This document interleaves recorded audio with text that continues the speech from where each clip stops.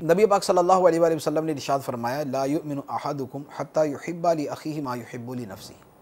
तुम में कोई शख्स उस वक्त तक मुसलमान नहीं हो सकता जब तक अपने भाई के लिए वही चीज़ पसंद ना करे जो अपने लिए पसंद करता है।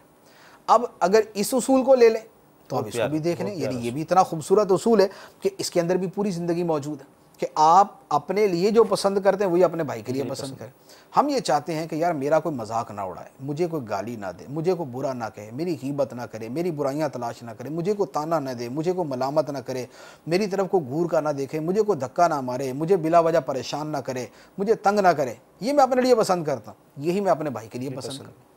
कि भाई अब मेरी तरफ से ना दूसरे का मजाक उड़ाया जाए, ना दूसरे की ग़ीबत की जाए, ना दूसरे की चुगली की जाए, ना दूसरे को गाली दी जाए, ना दूसरे को बुरा भला कहा जाए, ना दूसरे को घूर कर देखा जाए, ना दूसरे को डांटा डपटा जाए, ना दूसरे के हुकूक तलफ किए जाए, ना दूसरे को धक्का मारा जाए, ना दूसरे को परेशान किया जाए।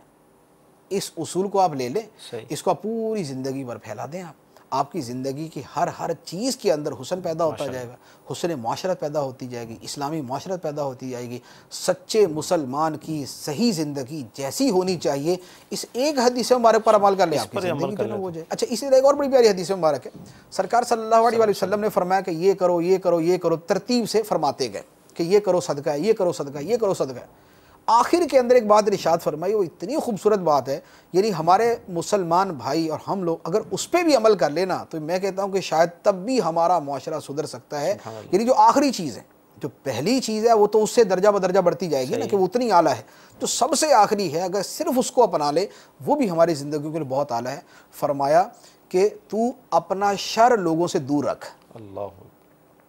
तकुफ़ु शर्रा का अनिन्नास, अपना शर रोक ले दूसरों से, यानी तुझसे किसी को बुराई ना पहुँचे, अल्लाह तेरा शर किसी तक तजावुज़ ना करे। अब तुम्हारी ज़बान किसी को तकलीफ़ ना दे, तुम्हारा हाथ किसी को तकलीफ़ ना दे, तुम्हारी नज़रें किसी को तकलीफ़ ना दे, तुम किसी के साथ ख़यानत ना करो, झूठ ना बोलो, वादा खिलाफ़ी ना करो, बदयानती ना करो, रिश्वत ना करो, माल ना खाओ किसी का, गसब ना करो, चोरी ना करो, डकैती ना करो, भत्ता ना लो। ये सारी की सारी चीज़ें इसके अंदर आ जाएंगी। तो अब इसको आप ले लें,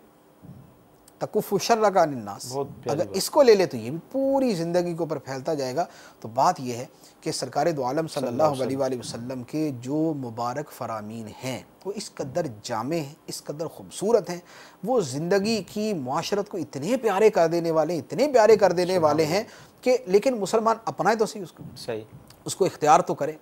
दुनिया में किसी से कोई रूल, कोई उसूल लेने की हाजत नहीं है ज़िंदगी गुजारने के अंदर, इसलिए कि ज़िंदगी गुजारने का बेहतरीन नमूना और कायनात में सबसे आला तरीन किरदार जो हो सकता है वो सरकार दो आलम सल्लल्लाहु अलैहि वसल्लम का है। उस मुबारक किरदार को सामने रख के अपनी ज़ात को आप दुरुस्त करते रहें, यानी सरकार सल्लल्लाहु अलैहि वसल्लम मिसले आईना है, आईने को सामने रख के आप अपनी गलतियाँ दुरुस्त करते जाएँ, करते जाएँ, करते जाएँ, आप एक बेहतरीन इंसान के सांचे में ढल जाएंगे, आपकी माशरत अच्छी हो जाएगी। क्या बात है।